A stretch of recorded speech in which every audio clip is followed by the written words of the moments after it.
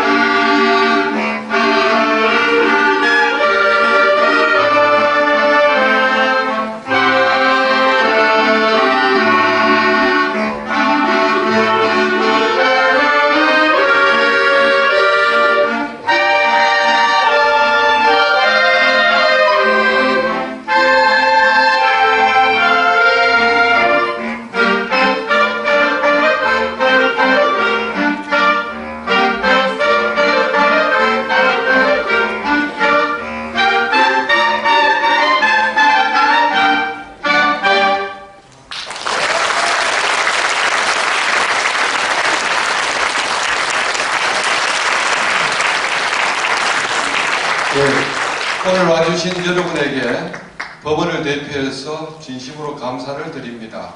우리 지역의 메르스 사태도 거의 종식이 되어 가는 것 같습니다. 원래는 지난번에 하게 되어 있었는데 순년되어서 오늘 마지막 강연을 꼭지점으로 맞습니다. 이 마지막 강사 소개 이전에 제가 이 시리즈 기획한 사람으로서 소회를 잠깐 짧게 말씀을 드리겠습니다.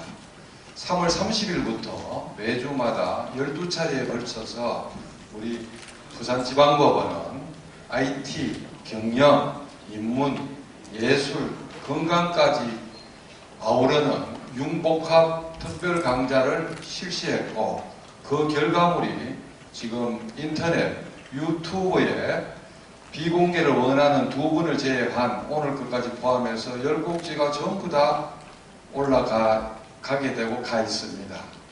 또 지역 방송국에서 자발적으로 그 중에 중요 강좌들을 녹화 중계를 해주셔서 시민들이 사후에라도 이것을 들을 수 있는 기회가 주어졌습니다.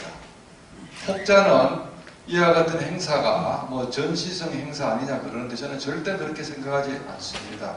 작년에 창원법원에서 IT 마인드 업이라는 시리즈로 이와 비슷한 것을 해서 우리 창원법원이 상당한 성과를 거두었듯이 1차적으로는 이 강좌를 통해서 우리 내부 고객인 부산법원 구성원들이 하나가 되고 자긍심과 자부심, 주인의식을 가지고 업무 능력도 배양하는 그런 데 목표가 있었고 2차적으로는 부산 법원과 부산 시민 사이에 있는 눈에 보이지 않는 불통의 만리장성을 깨부수고 함께하는 법원, 같이 가는 법원이 되는데 기여한다고 저는 확신을 했고 그 성과를 거두고 있습니다.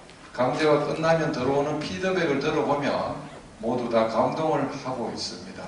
이러한 부산법원의 사소한 이 날개짓이 어쩌면 커다란 동심원 효과를 거두어서 전국 법원을 변화시키고 그리고 공직사회를 혁신시키고 종국에는 국가와 우리 사회 전체가 앞서 나가는데 부산법원이 나비 효과를 가져올 것이라고 저는 확신을 하고 있습니다. 지금까지 강연에 준비에 뒷바라지에 고생을 무척 해준 우리 총무과 식구들과 그리고 서울서 오시는 대다수 강사분들의 수고스러움과 그리고 참여해 주시는 열정과 이 모든 공덕이 아우러져서 이런 효과를 발휘한다고 저는 믿고 있고 우리들의 이러한 작은 노력이 전부 인터넷상에 기록되고 공개되고 있음으로 해서 당장에는 미미한 날개짓이지만 결국에는 폭풍우와 같은 큰 도약의 밑받침이 되리라고 저는 확신을 합니다.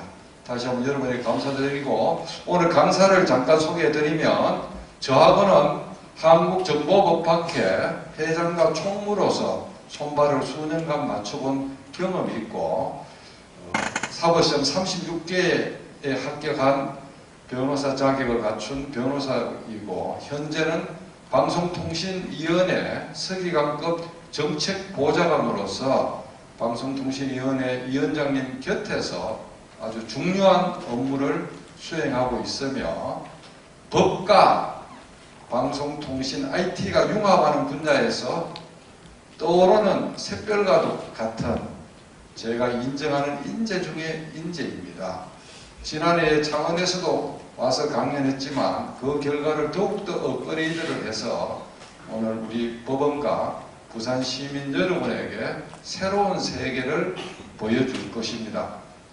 저 뒤에 화면 하나. 예. 참고로 여러분 한번 보십시오. 앞에 불 좀 꺼주시고요. 뒤에 화면이 하나 나오는데 이게 뭔고 하면 우리 김상순 변호사가 고시공부 신청할 때 부모님이 진주의 고향인데 그 집들에 돌을 하나씩 쌓기 시작했습니다. 여러분 잘 보십시오. 저 돌이 꼭지점을 찍을 때 합격을 했습니다. 정말 여러분들이 어떻게 생각할지에 민간 신앙이나 미신이라 생각할지 모르지만 부모님의 저 갸륵한 정성과 본인의 탐구열이 합체가 되니 무엇인들 못하겠습니까? 이 지역의 경상대학교를 졸업해서 당당히 사법시험에 합격해서 대한민국 최고의 인재로 거듭나 있는 것입니다. 자식을 키울 때 저런 정성을 보이면 어느 집 자석인들 잘 안 되겠습니까? 정말 저는 저 사진을 보고 중용 23장에 나오는 저거를 읽고 싶습니다. 작은 일도 무시하지 않고 최선을 다해야 된다. 작은 일에도 최선을 다하면 정성스럽게 된다. 정성스럽게 되면 겉에 배어나오고 겉에 배어나오면 겉으로 드러나고 겉으로 드러나면 이내 밝아지고 밝아지면 남을 감동시키고 남을 감동시키면 이내 변하게 되고 변하면 생육된다. 그러니 오직 세상에서 지극히 정성을 다하는 사람만이 나와 우리 사회를 변하게 할 수 있는 것이다. 저와 우리 부산법원 구성원 전부가 지향하는 지향점이기도 하고 저희들도 기도하는 마음으로 매일매일 재판 업무에 종사하고 있다는 것을 우리 부산시민 여러분에게 감히 법원장으로서 하근을 하는 바입니다. 대단히 감사합니다. 강사님을 모시겠습니다.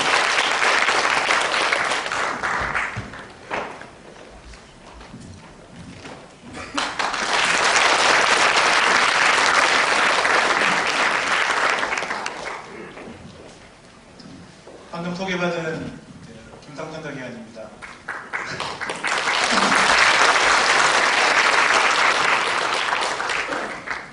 원래 저 사진에 모자이크 되어 있는 부분이 실은 10년 전 사진인데요. 그때 만삭의 제 아내 사진입니다. 한 2m 정도 되는 조탑인데요. 하여튼 저도 10년 전에 저 때를 생각하면서 방금 잠깐 근처 고향 진주에 있는 부모님 생각에 약간 지금 뭉클해졌습니다. 이런 귀한 자리에 불러주신 법원장님께 다시 한번 감사드리겠습니다. 보통 오후 4시쯤에 강연을 시작하면 다들 나른해서 주무실 준비를 하고 들으시는데 그럴 경우에는 어떻게 하면 잠을 깨워드릴까라고 생각하게 마련입니다. 그런데 이미 멋진 클라리넷 왈츠로 이미 다들 지금 심박수가 빨라지고 기분이 업된 상태에서 들으시는지라 제가 그 고민은 덜게 됐습니다. 멋진 클라리넷 연주에 저도 생각을 못했었는데요. 답하는 의미에서 강의 들어가기 전에 제가 간단히 동영상 하나를 먼저 보여드리고 시작을 하겠습니다.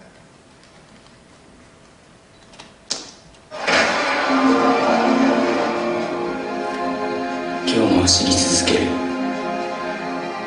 誰だってランナーだ。時計は止められない。時間は一方向にしか流れない。後戻りできないマラソンコースだ。ライバルと競い合いながら時の流れという一本道を僕らは走り続ける。より早く一歩でも前に、その先に未来があると信じて、必ずゴールはあると信じて。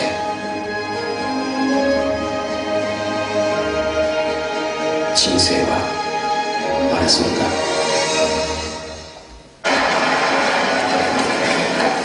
でも本当にそうか。人生ってそういうものか。違う。人生はマラソンじゃない。誰が決めたコースなんだよ。誰が決めたゴールなんだよ。どこを走ったっていい。どこへ向かったっていい。自分だけの道があるんだ。自分だけの道、そんなもんあるのか。わからない。僕らがまだ出会っていない世界はとてつもなく広い。そうだ、踏み出すんだ。悩んで悩んで最後まで走り抜くんだ。失敗してもいい、寄り道してもいい、誰かと比べなくていい。道は一つじゃない、ゴールは一つじゃない。それは人間の数だけあるんだ。全ての人生が素晴らしい。誰が人生をマラソンって言ったんだ。 네, 갑자기 일본어가 막 나왔는데요. 이게 일본에 있는 취업 포탈에서 젊은이들에게 다양한 가능성이 있다라는 취지에서 만든 영상입니다. 지금 부산지방법원의 점프 스마트포트 강연이 서울 지역의 여러 법원에서도 유심히 보고 있고 부러워하고 있습니다. 그리고 지금 10여회를 지나서 오늘 지금 마지막에 이렇게 됐는데요. 지금 이 강의를 들으시는 모든 분들이 우리 스마트포트 강좌라는 마라톤을 지금 오늘 완주하시는 거죠. 결승점은 여기 참석하신 모든 분들이 다르리라 생각이 됩니다. 어쨌든 목표하시는 결승점까지 잘 가시길 빌며 최대한 오늘은 1시간 동안 제가 도와드리겠습니다. 그럼 본격적으로 강의를 시작하겠습니다. 먼저 이 동영상 하나를 보시면서 슬라이드를 시작하도록 하겠습니다.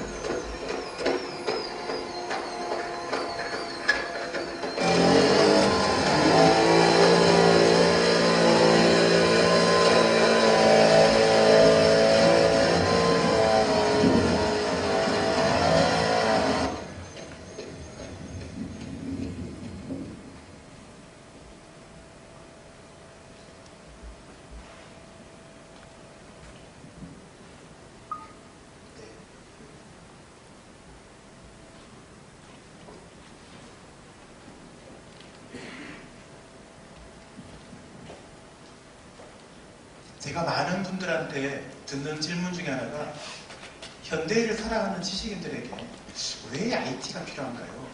IT란 테크놀로지를 얘기하는 것이고 IT는 많이 쓰시죠? 거기에 커뮤니케이션, 통신을 넣었을 때는 ICT라고도 부릅니다. ICT, IT 같은 말입니다. 과학기술입니다. 현대인들에게 왜 정보, 통신, 과학기술이 왜 필요한가? 물론 사람마다 굉장히 많은 종류의 답이 있습니다만 저는 한 단어로 얘기하고 싶습니다. 그것이 오늘 이 강의의 목표이기도 하고 주제이기도 합니다. 물론 제가 오늘 드릴 말씀은 제가 속한 기관의 공식 견해와는 다릅니다. 조그만 시대를 거슬러 가보면요. 1970년대, 80년대 산업화 시대에는 국영수라는 과목이 굉장히 중요했습니다. 물론 지금도 중요하긴 하죠. 왜냐하면 얼마나 많은 물건들을 어떻게 만들어서 어느 나라에 수출할지, 즉 제조업 수출업 기반의 국가에서는 현장에 없는 사람에게도 작업 지시를 해야 되기 때문에 문맹 그리 높아서는 안 됩니다. 그래서 국어가 필요하죠.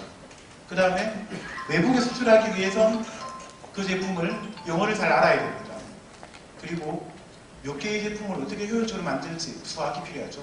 그래서 국영수라는 과목은 말하자면 산업화 시대에서 제일 중요한 과목 세 가지라는 겁니다. 그러면 이제 다들 여러분들 주머니 속에는 스마트폰을 가지고 계시고 디지털 시대를 살고 있으십니다. 그러면 디지털, 스마트 이런 시대에는 국영수는 여전히 존재할 필요가 있는 걸까요? 예를 들면 들어보셨겠지만 구글 트랜슬레이트라는 이 앱을 사용하면요, 그냥 말로 설명하면 이건 제가 가장 가까운 정류장이 어디죠? 일본어로 자동으로 번역을 해줍니다. 들어보셨죠? 이 앱. 그리고 이건 포토메스라는 앱인데요. 여기 이 부분이 사진기를 열어서 수식을 이 박스 안에 맞추면 자동으로 컴퓨터가 답을 내줍니다. 그래서 일선 중학교에서 학생이 스마트폰으로 시험지를 찍고 있다면 이걸로 지금 답을 맞추고 있는 겁니다. 이 어떤 원리냐면 실시간으로 OCR이라고 하죠. 광학적 문자 인식. 그래서 이 수식을 문자로 인식해서 데이터베이스에서 그 숫자에 대한 답을 내려서 이렇게 쏴주는 거죠.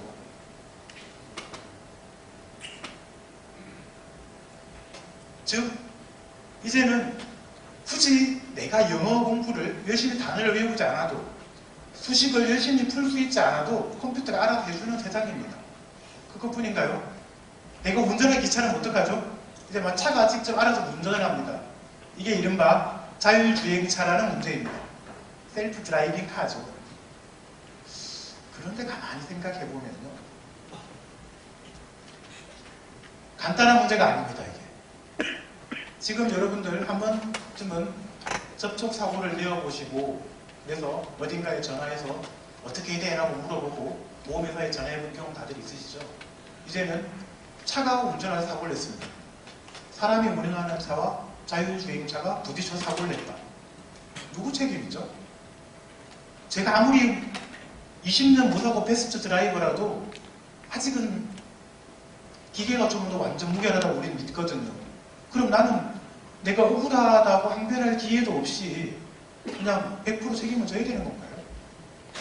뭐 그건 그렇다 치죠. 그러면 A 자동차 회사가 만든 자율주행차와 B 회사가 만든 자율주행차 서로 부딪히면 이제 누구 책임이죠? A사는 100% 실수를 안 할 것 같은 기계가 많아. B사도 기계가. 그럼 어떡합니까? 이게 누구 책임인가요? 또 연이어 드는 질문은 제가 지금 보험회사 직원입니다. 10년 후에는 저는 뭘 먹고 살아야 될까요? 자동차 보험이 필요 없는 세상이 오지 않을까요? 이렇게 과학기술이 발전하면 그 기술을 둘러싼 직업군이나 경제 생태계가 함께 바뀌게 됩니다. 비단 자율주행차뿐만 아니라 이른바 로봇 알고리즘이라고 해서 알고리즘으로 컴퓨터가 자동으로 기사를 작성하는 시대에 와 있습니다. 예를 들면 오늘 아침에 제가 서울에서 출발할 때마다 비가 조금씩 내리고 있었는데요. 지금은 부산에 도착했더니 개어 있었습니다. 이걸 굳이 사람이 꼭 일기예보 기사를 적을 필요가 있나요? 그냥 기상청 데이터베이스랑 연동하기만 하면 그냥 로봇이, 정확히는 컴퓨터가 알아서 기사를 막 생산해 주는 겁니다. 여러분들 네이버나 다음 같은 포털 사이트에 들어가 보시면 각종 비슷한 기사들이 계속 나오죠. 그거 이미 프로그래밍 되어 있는 알고리즘에서 자동적으로 작성되는 기사들도 많이 있습니다. 그러면 우리가 지금 법원에 와 있잖아요.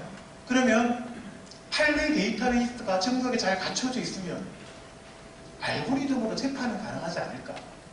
마찬가지로 이런 궁금증을 가질 수 있습니다. 어떨 것 같으세요? 이제 굳이 판사님들이 재판하지 않고 로봇이 재판하는 시대가 올까요? 그리고 여기 지금 계시는 많은 판사님들이 지금 실직자가 되시는데 과연 그런 시대가 올까요? 이런 질문들을 제가 곧잘 받습니다. 그러면 제가 야구 경기 얘기를 합니다. 부산은 롯데 자이언츠가 연고 구단인가요? 그렇죠. 부산 분들은 야구 좋아하시는 분들이 많던데 야구 경기도 굉장히 호학화되어 있습니다. 그래서 야구공이나 배트, 홈플레이트, 포수, 히트 등에 센스를 달아버리면요, 이 공이 스트라이크인지 볼인지 정확하게 측정할 수 있습니다. 참고로 말씀드리면 메이저리그 규정집에 의하면요, 스트라이크 존은 이렇게 판정됩니다. 어깨의 상단 부분과 유니폼 바지의 상단 부분의 중간 지점부터 타자의 무릎의 하단 지점을 상하로 하고 홈플레이트를 폭으로 하는 곳이 스트라이크 존입니다. 이거 과연 기계가 이 스트라이크 존을 찾아내는 게 불가능할까요? 이미 지금의 과학기술로도 충분히 가능합니다. 근데 이렇게 해서 뒤에서 현란한 동작으로 스트라이크 혹은 볼, 삼진 아웃을 외치는 심판이 없으면 메이저리그는 어때요? 재미가 없죠. 그래서 알고리즘 재판은 가능한가? 라고 누가 물으면 저는 이렇게 답합니다. 메이저리그 없어지면 가능하다. 그래서 야구에 저렇게 로봇 심판이 등장하고 전산으로 투수가 공을 던질 때마다 자동으로 스트라이크와 볼이 측정되어서 사람 재미없잖아요? 안 보죠. 볼 사람 없으면 메이저리그 없어지겠죠. 즉 인간이 존재한다면 인간은 반드시 인간의 판단을 필요로 하게 됩니다. 그래서 재판이 있는 것이고 사법부에 계시는 많은 판단인들께 그만큼 많은 숭고한 가치를 우리가 요구하게 되는 것이죠. 자, 이 검정색의 원래 동영상이 있을 자리인데요. 제가 미리 보여드렸던 아까 그 로봇, 움직이는 로봇 아까 기억나시죠? 그거 뭐 닮았습니까? 예, 개 닮았죠? 참고로 아까 그 회사는 보스턴 다이나믹스라는 회사는 구글의 수조 원에 매각됐습니다. 미국에서는 이런 인터넷 벤처 기업들이 떼돈을 벌기도 하죠. 그 로봇계 동영상 보면서 어떤 느낌 드셨나요? 과학기술이 정말 무지무지하게 발달했죠. 하지만 느끼시는지 모르겠는데 그 동영상이 인터넷에 뜨자마자 대부분의 사람들은 우와, 과학기술이 이렇게 발달하지 몰랐다 라고 했습니다. 그런데 더 많았던 댓글은 잔인하다였습니다. 아까 발로 차는 장면 기억나시죠? 그러니까 분명히 개처럼 생겼지만 개가 아닙니다. 그런데 보는 사람들이 로봇의 균형 유지 능력, 평형 감각 능력을 측정하기 위해서 발로 차는 장면이 모든 사람들이 그 장면을 보면서 불편했던 겁니다. 이 지점입니다. 아직까지 로봇과 인간의 싸움에서 인간 헤게모니를 쥐고 있는 이유는요, 사람들의 인지 능력은 무엇이든 그 상징과 은유에 천착을 해서 나만의 방식으로 이해하는 거죠. 그래서 그 동영상은 마지막에 자막 아까 보셨겠지만 어떤 동물도 잊지 않았다라고 자막이 등장한 이유가 빗발치는 비난을 받았습니다.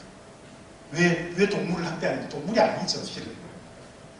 지금 결국은 로봇과 동물 애매한 지경에 와 있습니다. 좀 더 사견입니다만 생각해보면 점점 더 사람의 성별이 둔화되죠. 그래서 미국에서는 지금 게이 매리지 동성 결혼이 합법화되고 있지 않습니까? 그리고 여기저기서 자식들은 다 크니까 날 버리고 떠나가는데 그냥 계속 날 무료하지 않게 날 지켜주는 나의 애완견에게 내 재산을 물려주고 싶다. 동물 상속 얘기 나오고 있죠. 그렇게 점점 더 우리가 가지고 있는 경계가 허물어진다면 어느 즈음에는 로봇에게 아까 보셨던 그 로봇 개한테 내 재산을 물려주겠다는 얘기 나오지 말란 법 없습니다. 자, 그래서 도구는 도구일 뿐이지 정말 중요한 건 그 도구를 사용하는 사람의 관점이라는 겁니다. 아무리 훌륭한 로봇계를 평행 유지 감각을 전에 만들어놔도 보는 사람들이 잔인해요라고 얘기하면 실패한 거죠. 그렇다면 역사상 가장 기술이 발전한 이 시대에 있어서 우리가 지향해야 되는 그 관점이라는 게 무엇일까?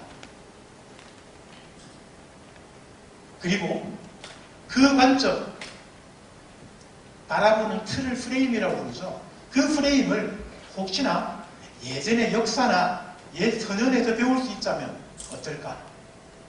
그게 이 강의에서 제가 디지털 시대에 옛 것을 익혀서 새로운 걸 받아들인다는 디지털 시대의 온고지심을 말하고자 합니다. 자, 장면을 바꿔서요. 특정 주제를 정해서 이미지나 영상과 함께 돈을 붙여 나열한 새로운 형태의 스토리텔링, 기사 작성 방식을 리스티클이라고 부릅니다. 들어보셨나요?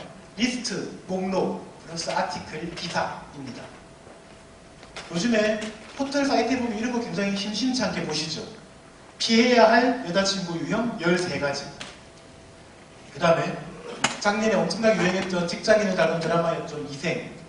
직장인 신고 물리는 이생 속 명대화 12선. 당신이 연인을 제대로 만났다는 증거 8가지.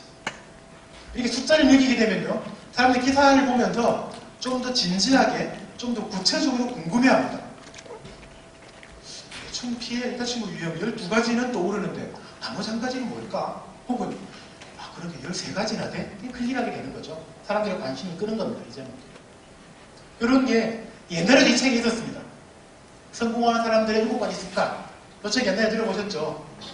그러면 기사 제목, 책 제목 들으니까 아까 보훈자님께서도 옛 고전 인용하셨는데 훈자 삼락이라는 한자성어 기억나시나요?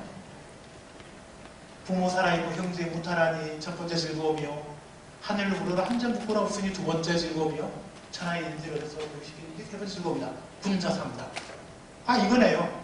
즉 이미 리스티클이 서양에서 새로 만들어진 게 아니라 이미 수천 년 전에 이미 동양에서 있었던 거라는 겁니다. 그러면 또 달리 예전에 우리 고전에서 배웠던 한자성어 신원서판이라는 단어가 있죠. 들어보셨죠? 신원서판. 이 단어는 인재를 고르는 기준 또는 갖춰야 될 덕목이라는 뜻으로 쓰입니다. 이게 중국의 당나라 때 관리를 뽑을 때 뽑았던 기준이라는 겁니다. 예를 들어 신원서판의 신, 몸신자죠. 사람이 행동 댐댐이가 세련되고 아름답다, 풍채가 있네, 이런 게 신이고요. 조리 있고 분명하게 말하면 언이 뛰어난 거고요. 문장, 글씨체, 그 사람의 댐댐이를 말해주면 서입니다. 판은요, 판단력이 뛰어난 거죠. 그래서 신원서판이 인재를 고를 때의 주요한 시험 과목이죠. 아까 국영수처럼 덕목이고요. 그 다음에 마찬가지로 그걸 뽑는 기준이기도 했습니다. 왜 1.0을 붙여놨다면요, 크게 일단 당나라 때 과거라는 거죠. 과거. 그러면 이 신원서판이라는 한자성어가 방금 군자 삼락이 리스티클의 시초라고 우겼던 것처럼 제가 우겼습니다. 현대시대에도 이 신원서판에서 우리가 뽑아낼 수 있는 그런 인사이트나 그런 영감이 없을까요? 지혜가. 그래서 이 강좌의 제목이 신원서판 3.0입니다. 그렇다면 신원서판의 과거 버전 1.0이라면 현재 버전인 2.0에 대해서 말씀드리겠습니다. 자, 신, 그런 겁니다. 기골이 장대하다, 고대 멀쩡하다, 우리 흔히 장군감이다 라고 얘기하는 그 신입니다. 삼국지에 여포라는 장수가 있는데요, 초선이라는 그 여인과 함께 등장하는 그 여포입니다. 여포가 키가 9척이랍니다. 물론 한 척이 몇 cm나 환산하는 방식에 따라서 차이가 나지만 보통 한 2m 넘는다는 뜻입니다. 그러면 9척 장신의 장수라고 하면 이게 2m가 넘는 겁니다. 여포는 그냥 처음에 태어날 때 유전자가 2m였던 거예요. 그러면 삼국시대 그 당시에는 내 키가 180이 안 되고 2m가 안 되고 가슴 둘레가 180이 넘지 않고 200이 넘지 않으면 나는 장군감이 아닌 겁니다. 근데 억울하죠. 나는 충분히 장군감의 호연지기를 가지고 있는데 우리 아버지 어머니가 주신 DNA가 이것밖에 안 되면 저는 장군감이 안 되는 거예요. 현대시대는 어떤가요? 자, 제가 김연아 사진, 박지성 사진 중에서 박지성 사진을 뽑아봤는데요. 박지성은 키가 177입니다. 180이 안 되죠. 그런데 어떤가요? 축구라는 이 영역에서는 이미 전 세계적인 장군감이죠. 그래서 부모로부터 물려받은 선천적인 신체 조건이 신 1.0이라면 이제 현대 시대에는 자기의 후천적 노력으로 개발한 것이 이게 2.0이 아닐까라는 생각이 들었습니다. 네, 고개를 지금 뒤에서 여러분들이 수고하면서 끄덕거려 주시는데요. 굉장히 감사하다는 말씀을 드리겠습니다. 자, 언어는 어떤가요? 우리 예전에 소피스트라는 직업이 있었습니다. 고대 그리스예요. 이 사람들의 역할은 자기의 논리를 통해서 상대방을 설득시키는 일이 이 사람들의 직업이었습니다. 악법도 법이다라고 했던 소크라테스가 대표적인 소피스트 중에 한 사람으로 불리고 있죠. 그러면 그 당시의 언어는요, 그냥 정말 말을 잘하면 됩니다. 그 말의 내용이 중요하지 않습니다. 어떤 말이든 잘하면 됩니다. 지금은요, 이건 뉴스룸이라는 미드에 나오는 네거보이라는 앵커입니다. 우리나라에서도 뉴스 앵커들 중에서 이렇게 말할 때 신뢰감을 주는 그런 여러 캐릭터들이 있죠.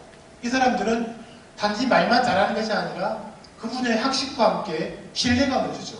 그래서 현대 버전의 신화서판의 어는 단지 말만 잘하는 것이 아니라 그 분야의 전문적인 지식과 심지어는 신뢰감까지 줄 수 있는 것이 비로소 현대 버전의 언이 아닌가, 저는 그렇게 생각하고 있습니다. 자, 오늘 제가 특별히 신화서판 중에서 서와 판에 대해서 얘기를 할 텐데요. 서입니다. 최근에 가만히 여러분 오늘 하루 들어서 손으로 펜을 몇 번 잡았는지 한번 떠올려 보시겠어요? 나의 생각을 다른 사람에게 전달하기 위해서 우리는 문자를 사용하는데요. 글씨를 씁니다. 그런데 어느 순간부터인가 우리는 펜으로 종이에 글씨를 쓰지 않게 되었습니다. 다 손가락을 이용하죠. 그래서 예전에는 여기 연배가 있으신 분들도 정중 중에 있으신데요. 그때는 글씨를 잘 쓰는 이유로 회사에 특채되기도 했었죠. 그리고 좀 더 거슬러 올라가서 한석봉이라는 명필이 활동하는 시기에는 글을 잘 쓰는 사람은 높은 대우를 받았습니다. 지금은 어떤가요? 일단 글씨를 잘 쓸 필요가 점점, 물론 잘 쓰면 좋죠. 그런데 잘 쓴 글씨가 최상은 아닙니다. 글씨를 쓰는 게가 많이 없으니까요. 그러면 과거에 글씨에 대응되는 것이 무엇일까요? 그게 현대시대에는 소프트웨어와 하드웨어가 아닌가 싶습니다. 그래서 내가 한글과 컴퓨터라는 H2P 파일을 잘 사용하고 파워포인트, 엑셀을 잘 사용한다면 그게 저 시대의 명필 같은 역할을 하는 거죠.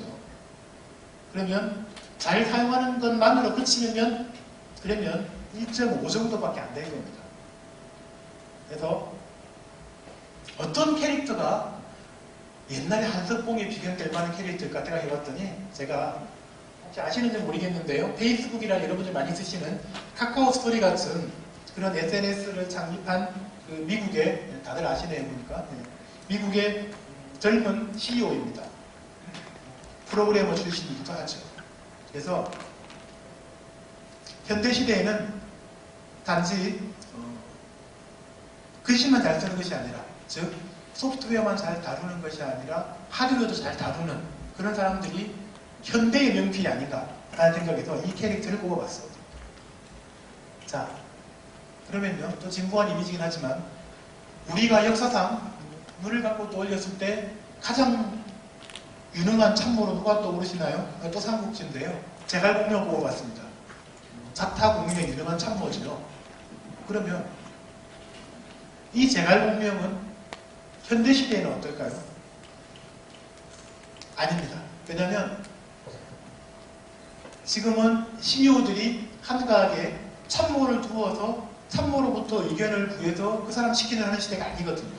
이미 대장부터 장군, 주군, CEO부터가 이미 그 정도 역량을 갖춰야 되는 거죠. 그래서 점점 더 리더가 되기 위해서 갖춰야 될 만한 요소들이 많아지고 있습니다. 이게 여러분들 많이 쓰시는 아이폰, 아이패드를 만든 스티브 잡스입니다. 이 사람은 본인이 제갈공명급의 지식과 지혜를 가지고 있으면서 동시에 이를 실행할 수 있는 결단력까지 가지고 있죠. 그래서 현대 버전의 인재라면 단지 참고인으로서 이치를 깨달아서 판단해서 조언을 하는 것으로 그치는 것이 아니라 이를 실제로 실행에 옮길 수 있는 결단력까지도 요구하는 시대에 여러분들이 지금 살고 있으신 겁니다. 자, 그렇다면 오늘 제가 여러분에게 특히 중점을 둬서 말씀드릴 수 있는 부분은, 그리고 그러려고 하는 부분은 바로 서울 입점부입니다. 이미 에버노트 강의를 들으셔서 그 이외에 다른 여러 곳에서 나의 시간을 전략해 줄 수 있는 여러 가지 소프트웨어들이 있다는 사실은 아셨을 겁니다. 이미 이 부원장님께서 여기저기 많이 전파하셨죠. 뭐 예를 들어서 하나하나 직원들의 전화번호를 입력할 것이 아니라 그냥 동기화로 한번 해결한다든지,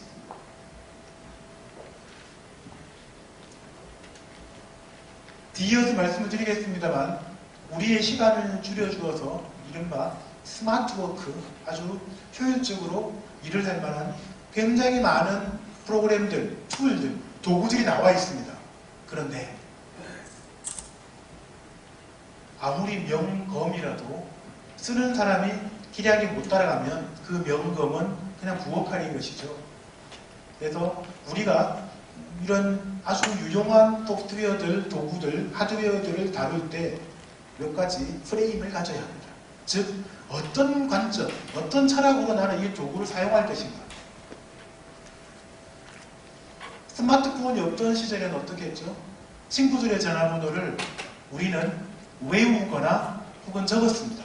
친한 사람들은 외우고 조금 안 친한 사람들은 조그만한 지갑에 들어간 숫자를 적었었죠. 이제는 스마트폰에 저장을 하죠. 그런데 지금 제가 말씀드리는 신원섭판 2.0 현대의 지식인들, ICT를 잘 활용해서 효율적인 업무를 수행하는 현대의 지식인들은 이 도구를 사용할 때 어떻게 되냐면 잊어야 됩니다. 역설적으로 기억하지 않아야 합니다.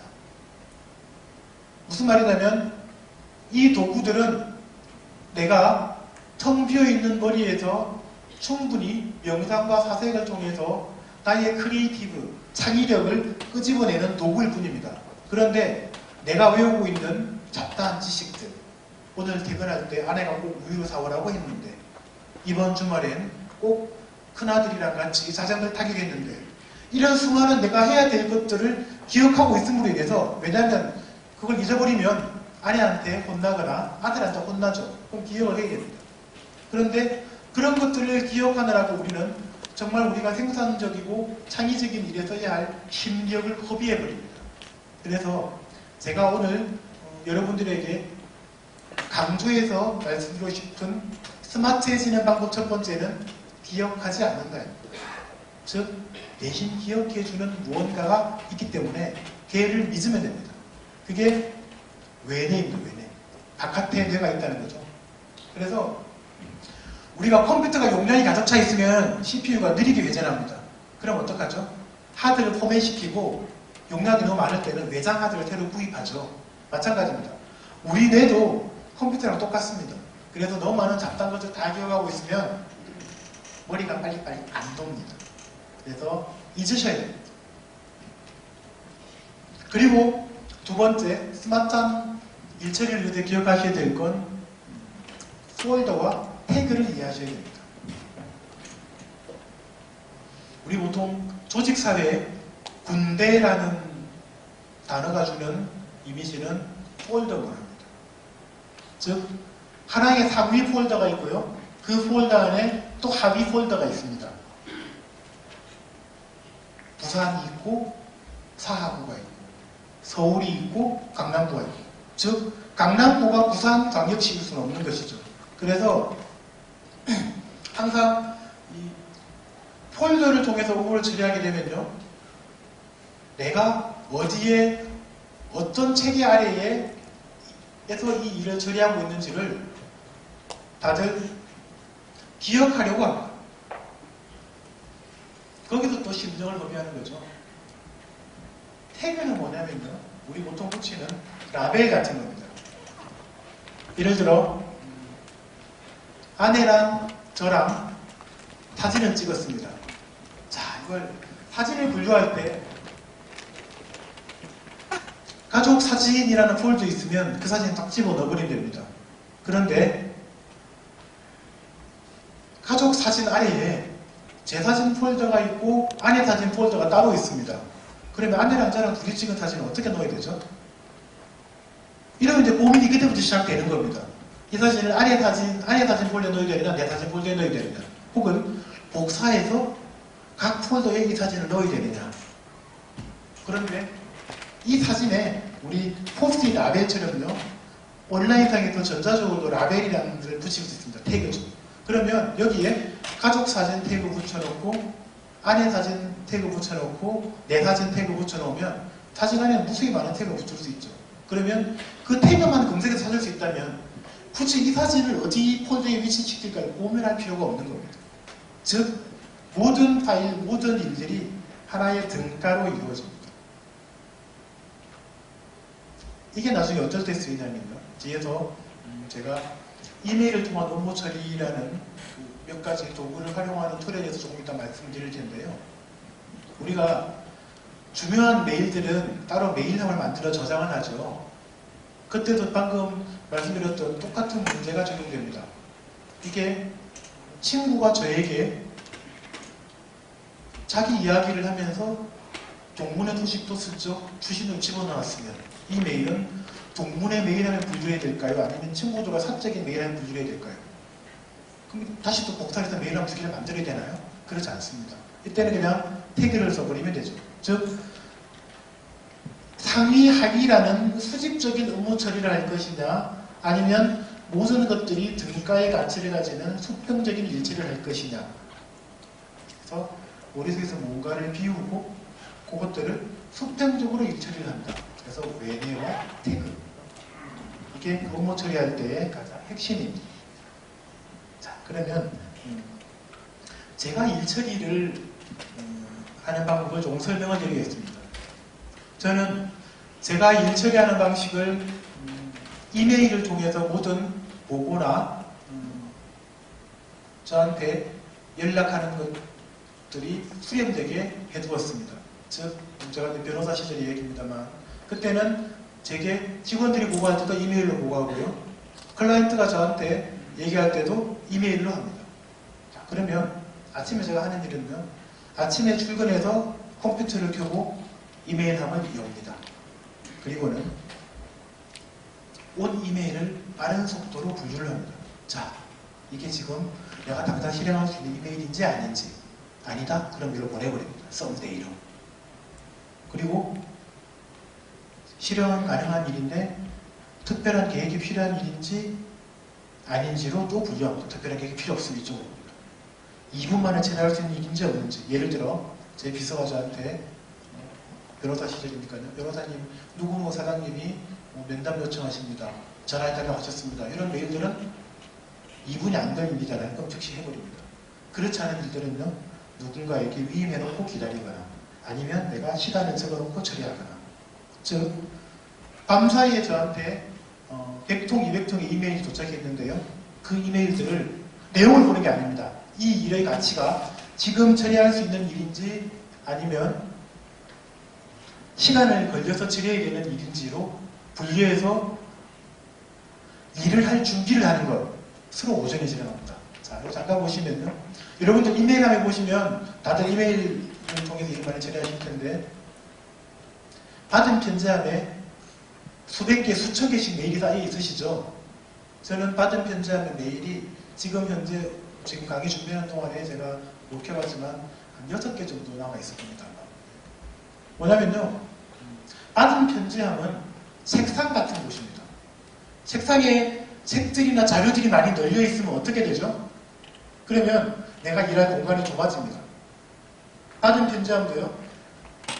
이메일이라는 것은 나에게 일을 위해서 쓰는 업무 지시서이자 일날 요청서이라고 하면은 이메일의 개수가 곧 제가 처리해야 될 일의 개수인 것입니다. 그런데 받은 편지함에 이메일이 1000개 쌓여있다는 건 제가 해야 될 일이 1000개라는 뜻입니다. 그러면 그 중에서는 정말 해야 되는 답장을 해줘야 되는 이메일이 한 200개 있고 나머지는 스팸들이 있고 아니면 답장 안 해주면 되는 것들이 있겠죠. 물론 스팸들은 알아서 저에게 아예 메일이 오지 않게 설정해 줍니다. 자, 그럼 200개 메일 중에서요. 여기 밑에 보신 이게 제가 붙여놓은 라벨들입니다.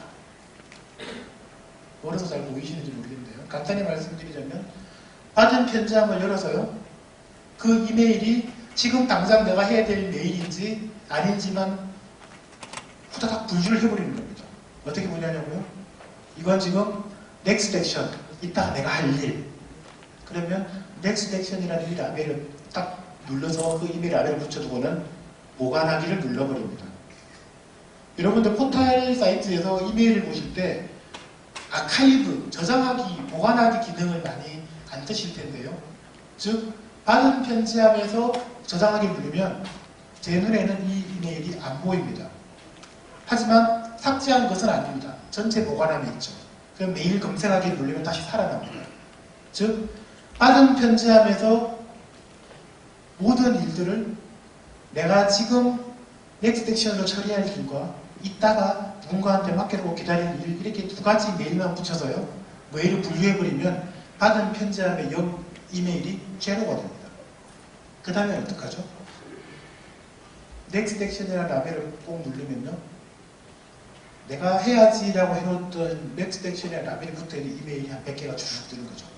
그러면 그 이메일들을 최대한 빨리 답장해주고 혹은 누군가에게 포워딩하면서 일들을 처리해냅니다. 처리해놓으면 라벨을 떼버리면 자동적으로 저장되어 버립니다. 받은 편지함의 수도 없어지고 넥스트 액션 라벨의 수도 없어지고 그 대신 나중에 메일 검색하기를 하면 불러올 수 있죠. 그렇게 해서 이 라벨이 붙은 이메일들을 다 처리해버리고 그 다음에 점심을 먹고 옵니다. 그리고 와서 내가 누군가에게 이러이런 거 하게 해주세요 라고 이메일을 보내놓았던 것들을 다시 불러와서 독촉을 하죠. 즉 받은 편지함은 제가 해야 되는 일 처리 개수입니다. 책상의 일거리들이고요. 웨이팅 라벨은 제가 처리해서 누군가 협력해서 처리해야 되기 때문에 남겨놓은 툴들입니다. 즉 다시 말하면 이메일이라는 것 하나만으로도 업무를 특별한 소프트웨어를 쓰지 않고서 또 이미 스마트워크를 할 수 있다는 뜻입니다. 이런 철학을 가지고 있어요. 그래서 한 가지 일을 처리하고 그 일에 3시간 30분이 걸리고 그 다음에 다시 2분 만에 또 하나 일을 처리하고 그 다음에 다시 5분 걸리는 일을 처리하고 이렇게 닥침들 일을 하는 것이 아니라 일들이 2분 만에 해결할 수 있는지 없는지 내가 할 건지 아닌지 누군가한테 맡길지 말지 등이라는 관점, 철학을 가지고 그것 일들을 분류해버리면 훨씬 더 효율적으로 일을 할 수 있다는 뜻입니다. 우리 이메일은 기본 중에서도 기본 소프트웨어지 않습니까? 그래서 기본적인 도구를 최대한 활용하고 좀 더 진화된 특별한 도구들을 적절히 잘 활용하는 것이 스마트 워크를 하는 제일 첫 번째입니다. 자, 라벨 태그에 대해서는 제가 말씀을 드렸고요. 스레이드라는 말씀 조금 더 드려보겠습니다. 여러분들 이메일을 보내실 때 답장하기를 눌러서 이메일을 보내시는 습관을 들이시면 상대방과 나간의 대화가 연결됩니다. 혹시 메일 받으실 때 메일 하단에 오리지널 메시지라고 해서 이전에 보냈던 메일이 쭉 연결되는 거 보신 적 있죠? 스레드가 실타래라는 그런 의미를 가지고 있는데요. 그래서 이 사람과 나와의 관계가 계속 답장하기를 눌러서 스레드를 이어준다면 이 이메일을 보관하고 있는 한은 저는 이 일의 스토리를 따로 기억하지 않아도 쭉 그 스토리를 읽으면 알 수 있죠. 그렇지 않다면 어떻게 해야 되죠? 일일이 이 사람이랑 나랑 옛날에 무슨 일을 했었고 어디까지 일의 진도가 나왔었고 일일이 다 기억해야 되죠. 근데 제가 뭐라고 말씀드렸죠? 기억하지 않는 게 첫 번째예요. 그래서 이메일을 주는 사람과 받는 사람, 여기 지금 법원에 근무하시는 분도 있으실 텐데요. 메일을 보낼 때 답장하기를 눌러서 이메일을 보내는 습관을 두시면 그 최소한 상대방이 기억을 상기시키는 노력, 내가 기억을 상기시키는 노력을 줄여줍니다. 이 스레드를 통해서 어떤 걸 활용할 수 있냐면요. 예를 들어서 판탄님도 지금 가지고 계신 것 같은데요. 변호사와 판사와 교수가 어떤 형사사건에 관해서 3명이서 이메일을 통해서 협업을 한다고 해볼까요? 어떤 사건이 있었습니다. 그래서 이 사건이 범죄가 성립하느냐 마느냐. 그러면 이 사건에서 지금 징역형이 선고됐는데 집행유예가 아니고 징역형이 적당하냐 아니냐. 자, 이런 두 가지 쟁점을 가진 형사사건에 대해서 이메일을 통해서 협업을 한다면 우리 보통 어떻게 하죠? 이메일에 1번 홍길동 사건 받는 사람 3명 붙이고 단체 메일이니까요. 그래서 아라비아 숫자 1번 붙여서 범죄 성립하는지 여부라고 해서 자기 생각 쭉쭉 적고 2번 양형이 부당에 대해서 이건 집행유예 하는 건 아닌 것 같고 실형이 마땅합니다 라고 메일을 보냅니다. 또 그 이메일을 받고 또 다른 받은 교수가 답장하기를 누르지 않은 채 또 여러 명을 단체에 맞는 사람으로 해서 또 똑같은 내용을 적습니다. 그러면 이 이메일들로 논의한 것을 나중에 정리하면 어떻게 되죠? 이메일에서 또 다 출력해서 옆에 놓고 다 복사해서 붙여야만 비로소 그 내용이 이해가 되죠. 그런데 이메일을 서로 보낸 사람들이 약속을 하면 어떨까요? 메일 제목부터가 홍길동 사건의 범죄 성립 여부에 관하여 라고 적어버리고 그 이메일에는 범죄 성립하기만 쭉 적는 거죠. 그리고 메일을 한 통 더 씁니다. 똑같은 사람들 상대로. 홍길동 사건의 양형 부당에 대하여. 그래서 나는 내용에는 집행유예가 떠본다. 그럼 받는 사람은 2통의 메일을 받잖아요. 전체 답장하기를 눌러서 2통 다 똑같은 내용을 적어주는 겁니다. 나는 첫 번째 범죄 성립 메일에서는 나는 이 범죄가 성립하는 것이 아니라고 본다. 맞다고 본다. 양형은 이렇다고 본다. 그러면 계속 오리지널 메시지로 히스토리가 쌓인 2개의 메일이 이 스레드만 열면은 이 대화에 참여했던 3명 이상의 전문가들이 의 토론 내용이 주룩 담깁니다. 어떻게 하면 되죠? 3년이 지나도 그 이메일만 메일 검색하기로 찾아내어서 그 스레드만 쭉 읽어보면 한 방에 정리가 됩니다.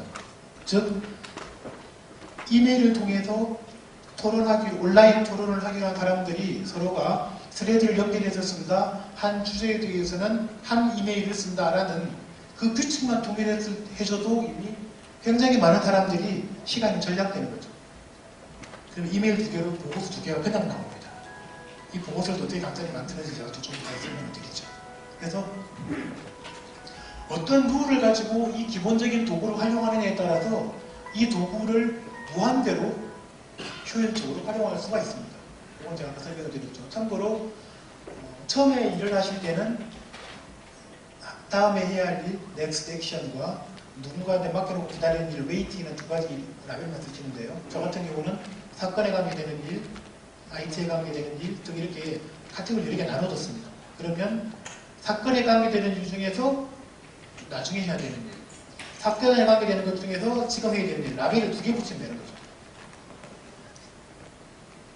카테고리 따라서 3개 붙일 수도 있고요. 그래서 저는 케이스를 꾹 누르면 변호사 시절에는요.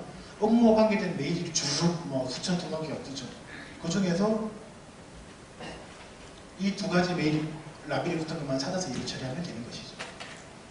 그래서 따로 노트를 만들 필요 없이 언제 어디서나 접속할 수 있는 이메일 자체가 실은 저의 작업 프로그램이자 의사소통 수단이자 일하는 소프트웨어가 되는 것입니다. 자, 그 다음에 정보를 습득하는 소프트웨어 중에 RSS feed라는 것이 있습니다. 요거는 홈페이지 같은데 아래에 보시면 우리 와이파이 모양, 물결 모양 있죠? 그걸 옆으로 뒤집어 놓은 모양인데요. 이게 어떤 거냐면 예전에 싸이월드 시절에는요. 일촌 파도타기라고 해서 어느 블로그에 새로운 게시물이 업데이트 되었는지 안 되었는지를 예전에는 그 사이트에 직접 방문해야만 알 수 있었습니다. 그런데 그 사이트에서 RSS 피드를 도입해주면요. 그 피드를 복사해서 제가 관리하는 것만으로도 어느 사이트에서 새로운 게시물이 업데이트되었습니다 라고 자동으로 뜹니다.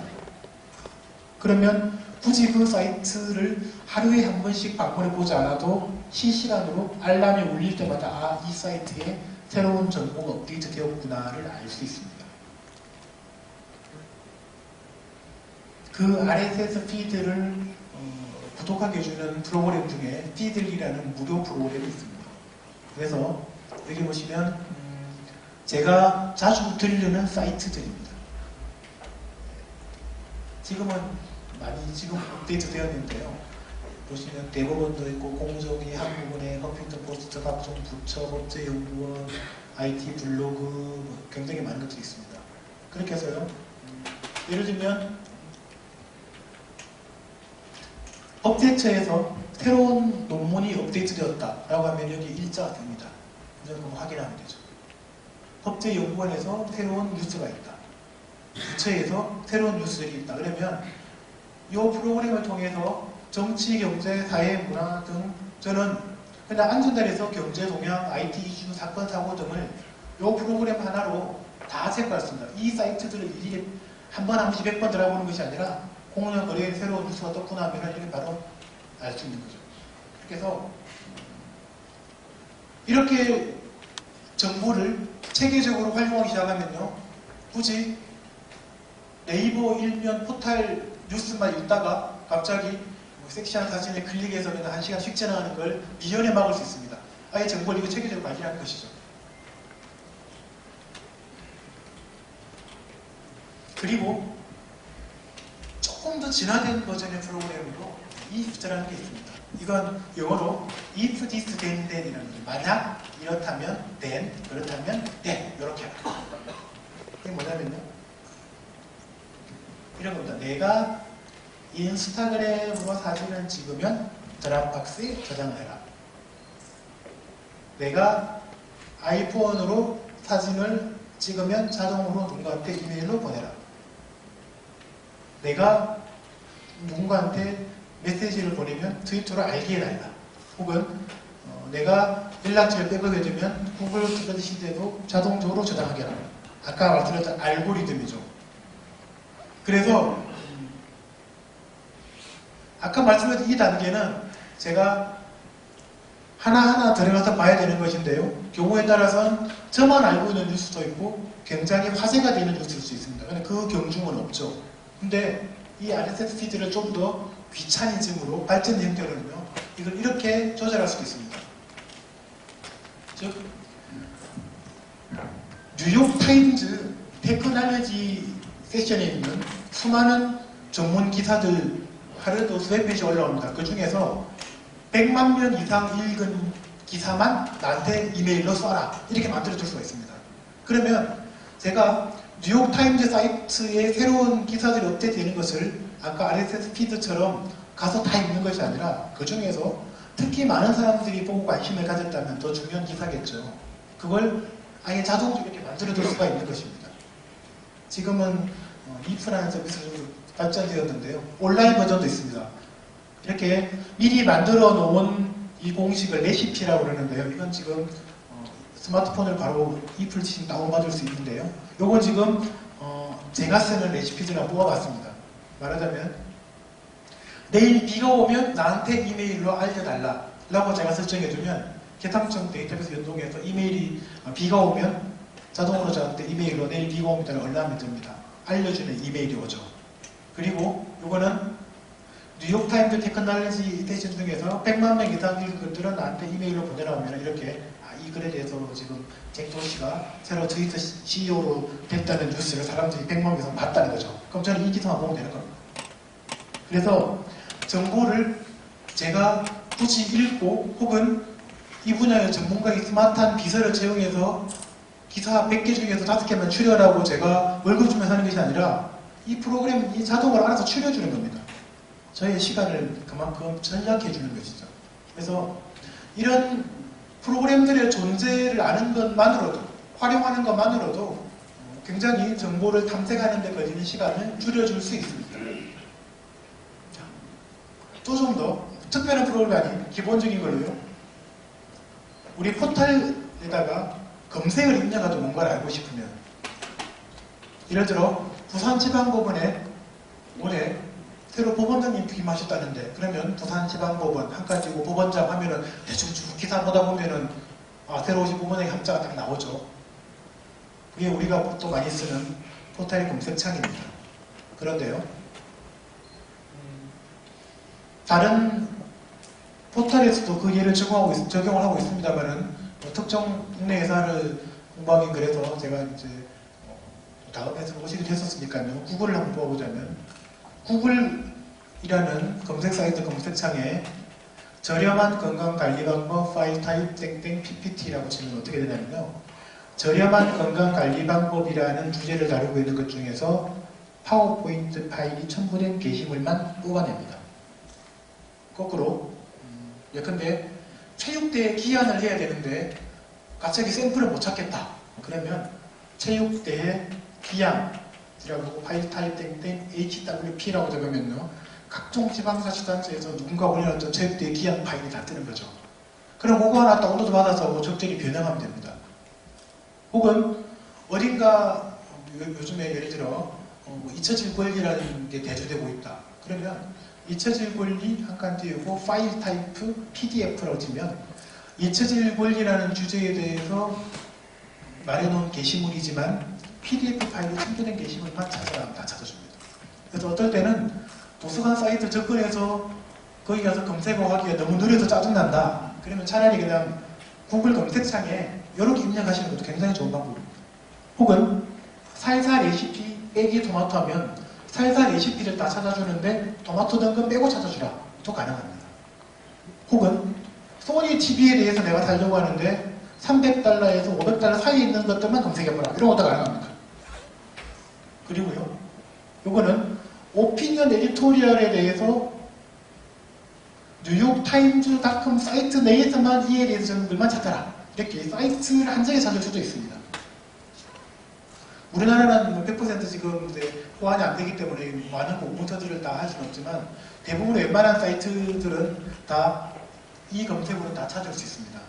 그래서 경우에 따라서 급할 때는 여기저기 모바일로 뭔가 찾을 때요. 도서관에 가가지고 찾기 쉽지 않지 않습니까? 느리고. 근데 차라리 이렇게 해서 찾는 게 빠를 수도 있습니다. 즉 우리가 그냥 그동안 무심코 입력했던 검색 엔진도 몇 가지 검색 엔진을 이런 조건을 사용해서 할 수 있는 것들만 알면 아주 요긴하게 사용할 수 있습니다. 이러니 굳이 어디에 무슨 정보가 있다라 외울 필요가 없죠. 이미 검색창에 모든 정보가 다 있잖아요. 뿐만 아니라 브라우저라는 게 인터넷에 우리가 보통 인터넷 익스플로러, 구글 크롬 등등 인터넷에 어떤 사이트를 찾아가기에 도와주는 프로그램을 브라우저라고 부르는데요. 여기에 예전 추가 기능을 달면 훨씬 더 편하게 일을 할 수 있습니다. 예를 들어 일본 사이트를 들어갔는데요. 사전 예도원을 달아버리면 한번 클릭해버리면 일본어로 된 사이트가 자동으로 한글로 번역됩니다. 그래서 이제 아까 강의 처음 시작할 때 영문을 녹음해서 발음했더니 일본어로 자동 번역되는 거 보셨죠? 이런 게 지금 이런 게 있구나라는 걸 아는 것만으로도 우리가 훨씬 더 시간을 줄일 수 있는 굉장히 많은 프로그램들이 있습니다. 그 다음에 이건 그 기본기를 마스터하셨다면 좀 더 추가적으로 하셔야 되는 부분이 알면 좋은 이른바 진보된 그런 소프트웨어들이 에버노트 이건 이미 강좌로 다 들으셨죠. 네, 정말 좋은 부분입니다. 에버노트, 드랍박스, 마인드맵, 스캐플, 스크리브너, 트렐로 등등 여러 가지 우리가 프로그램 하면은 한글과 컴퓨터, 파워포인트, 엑셀 이 정도만 아시잖아요. MS 워드 이 정도. 근데 이런 프로그램들로 훨씬 더 업무를 편하게 할 수 있습니다. 이게 네버노트 넘어가고 드랍박스는 아실 것이고 요게 제가 이 강의를 위해서 어떤 내용들을 들려드리면 좋을까라고 고민해서 만든 마인드맵 프로그램입니다. 자, 뭘 설명을 드릴까? 라고 해서 일단 정보를 어떻게 수집할지를 대해서 검색 엔진이나 RSS 피드, 소셜미디어 이런 걸 말씀드리면 좋겠다. 검색 엔진은 먼저 검색 엔진의 옵션들을 통해서 어떻게 바뀌는지를 설명드리고 그 다음에 브라우저에 애드온을 달면은 번역되고 팝업되고 저장되고 이런 것들을 말씀드려야 되겠다. 이렇게 제가 계속 이렇게 트리를 그리면서 목차를 잡는 것입니다. 그래서 어떠한 기한을 하거나 보고서를 쓰거나 논문을 쓸 때 마인드맵 프로그램을 이용하면 훨씬 더 생각을 체계적으로 할 수 있습니다.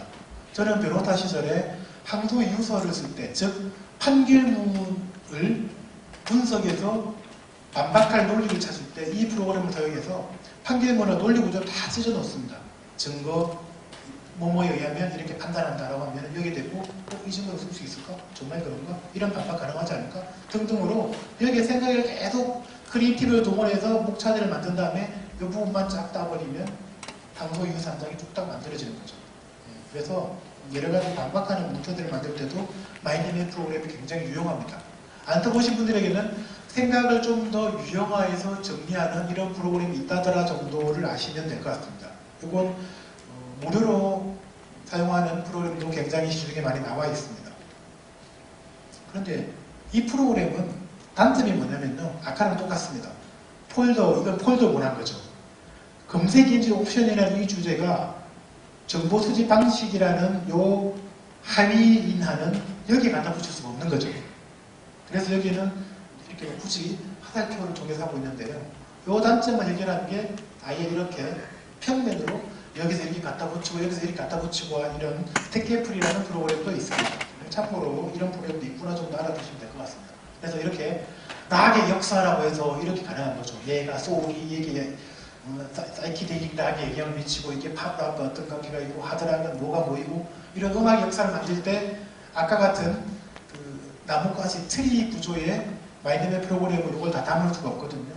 그래서 이런 프로그램도 굉장히 요긴하게 생각들을 정리해서 유용하는 데 도움이 될 수 있습니다. 그리고 논문을 쓸 때 도움이 되는 스크리브라는 프로그램도 있습니다. 그리고 여러 명이서 협업을 할 때 도움이 되는 트레일러라는 무료 프로그램도 있습니다. 이건 멀어서 잘 보이실지 모르겠는데 이거는 제가 이대 로스쿨에서 학생들을 가르치던 시절에 학생들과 같이 책을 만드는 작업을 할 때 이 툴을 이용해서 몇 번 만나지 않고 온라인으로 책을 한번 뚝딱 만들었던 프로그램입니다. 예를 들면 여기 이 프로젝트에 참여하고 있는 멤버들인데요. 이 사진을 끌어서 여기다 갖다 붙이면 이 학생에게는 김상수님이 이 프로젝트에 누구 당신을 초대했습니다라는 메시지가 뜨면서 이 사람에게 자동적으로 업무가 부과되는 방식입니다. 그래서 일처리와 작업적 단계라는 방식인데요.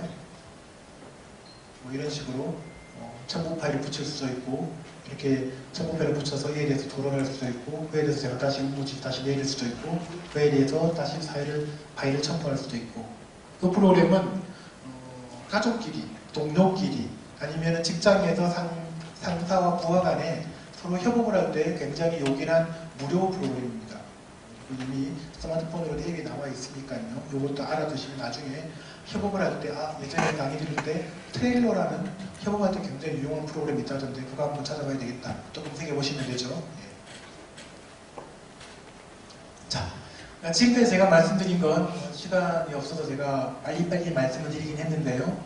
시간이 많았다면 제가 컴퓨터로 시연을 해서 보여드리면서 할 수 있었을 텐데 아쉽습니다만 결국 서 2.0이라는 건요. 즉 예전의 명필처럼 현대의 소프트웨어와 하드웨어를 사용하는 일은 궁극적으로 좀 더 나은 현명한 판단을 잘 하기 위해서입니다. 그래서 예전 시대에는 그냥 혼자서 잘 판단하는 것만이 가능했다면 이제는 집단지성, 크라우드, 콜라보, 빅데이터, 융합, 통섭 굉장히 이런 단어들 많이 들어보셨죠? 이제는 판단을 함에 있어서 이런 것들이 요구되는 시점이죠. 자, 그러면 과거에서의 현명한 판단과 현재에서의 현명한 판단은 어떤 부분이 다르고 차이가 있을까요? 자, 요거 한번 예를 들어 보겠습니다. 원래는 동영상이 있는데 그냥 제가 사진으로 대체했습니다. 와인 디켄터는 아시죠? 와인을 순간적으로 하나씩해서 열게 만드는 겁니다.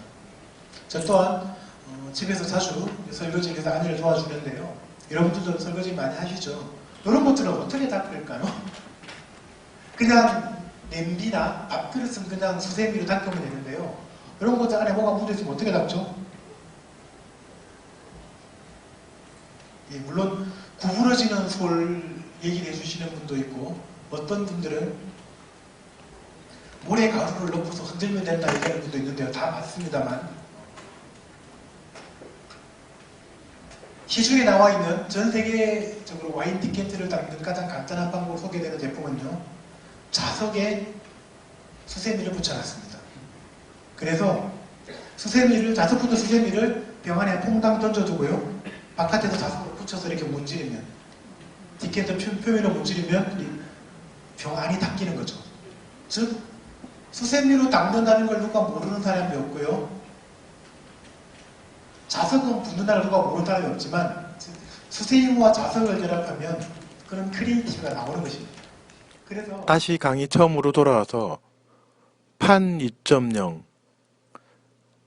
현대의 지식인에게 ICT가 필요한 이유, 강의 처음 했던 질문이죠. 전 이런 질문을 들을 때마다 이렇게 대답합니다. 창의, 창조, 크리에이티브의 시작이다. 즉, ICT를 통해서 현대의 사람들은 비로소 크리에이티브를 꿈꾸고 시작하게 된다. 라는 겁니다. 물론 최초의 그 무언가가 아니라 통섭하고 융합하여 만들어낸 무언가입니다. 반드시 최초일 필요는 없습니다. ICT는, 즉 IT는 시간과 공간을 전략해주는 툴, 도구이자 현재와 미래를 예측하게 하는 프레임, 관점이라 할 수 있습니다. 도구 자체가 중요한 것은 아닙니다만 이러한 도구들을 지식과 목적, 정확한 지향점과 의도를 가지고 활용하려는 노력이 필요하다. 이런 의미입니다. 지금 제가 1.0, 2.0, 3.0 이라는 버전을 붙여서 말씀을 드리고 있습니다. 꼭 들어맞는 건 아닌데요. 1.0은 과거, 2.0은 현재, 3.0은 미래라는 기준으로 이야기를 하고 있습니다. 그래서 서 2.0이라면 현재의 기술 체계, 기술 발달 정도를 말하는 것이고요. 판 2.0이라면 현재의 판단 체계, 규범 체계, 법 체계를 의미한다고 할 수 있습니다. 과거의 인재들은 신원, 서판 중 하나씩의 특성만 가져도 인재라고 불릴 수 있었습니다. 그런데 생각해 보시면 현재의 인재는 신원, 서판 중 하나 이상의 특성, 자질을 가지고 있어야만 비로소 인재라고 부를 수 있게 됩니다. 미래에는 어떨까요? 미래의 인재는 아마 신원, 서판이 모두 융합될 것입니다. 벌써 시간이 훌쩍 지나고 있는데요. 마지막 부분이 되겠습니다. 자, 우리가 침입이라는 단어를 많이 사용하는데요. 어딘가에 무단으로 들어간다라는 의미로 씁니다. 대표적인 예로 주거침입죄, 주거침입 한번 볼까요? 또 해커가 정보통신망에 침입하였다 라고 해서 정보통신망에 침입한다 라는 표현도 씁니다. 주거침입은 1.0 시대의 침입이라고 할 수 있습니다. 몸이 들어가는 거죠.